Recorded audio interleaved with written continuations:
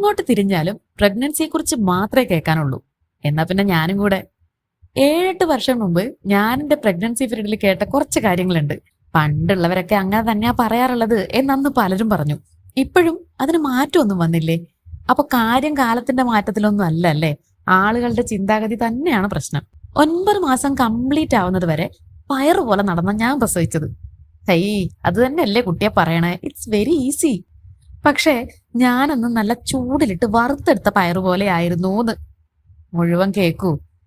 അതിരാവിലെ എണീറ്റ് തണുത്ത വെള്ളത്തിൽ കുളിച്ച് അടുക്കളയിലെ ഒരുവിധപ്പെട്ട എല്ലാ പണികളും കഴിഞ്ഞ് സ്കൂളിലേക്ക് ഒരു ഓട്ടുണ്ട്. പിന്നങ്ങോട്ടൊരു യുദ്ധാണ്. തൊണ്ടയിലെ വെള്ളം വറ്റിച്ച് വൈകുന്നേരം കേറി വരും. ഇതിപ്പോ ഇങ്ങനൊക്കെ ചെയ്താലും സുഖമായിട്ട് നടന്നില്ലേ?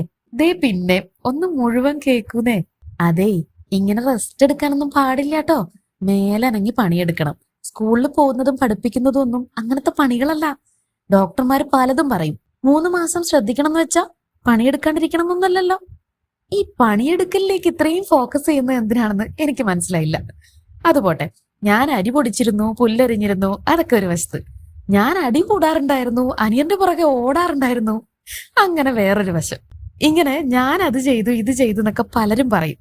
സ്വന്തം ബോഡി റെസ്റ്റ് ആണ് ആവശ്യപ്പെടുന്നതെങ്കിൽ അതിന് കോംപ്രമൈസ് ചെയ്യരുത്.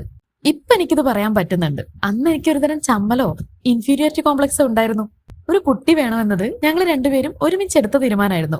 അങ്ങനെ യങ് ഏജിൽ തന്നെ അച്ഛനും അമ്മയും ആവുകയും ചെയ്തു. എല്ലാം സ്മൂത്ത് ആയിട്ട് നടക്കുന്നുള്ളത് തെറ്റിദ്ധാരണ മാത്രമായിരുന്നു. പ്രഗ്നൻസി പീരീഡ് പോയിട്ട് ഡെലിവറി കഴിഞ്ഞിട്ട് പോലും ആ ജേണി ഒന്ന് എൻജോയ് ചെയ്യാൻ പറ്റാതെ മനസ്സ് നേറിയാണ് ഞങ്ങൾ അന്ന് കഴിഞ്ഞത്. ഒരു കുട്ടിയൊക്കെ വേണം, അതൊക്കെ എത്രയും പെട്ടെന്ന് ആയിക്കോട്ടെ എന്നൊക്കെ പറയുന്ന പലരെയും ഒരു കോംപ്ലിക്കേറ്റഡ് ആയിട്ടുള്ള സിറ്റുവേഷനിൽ മഷിയിട്ട് നോക്കിയാൽ പോലും കാണില്ല.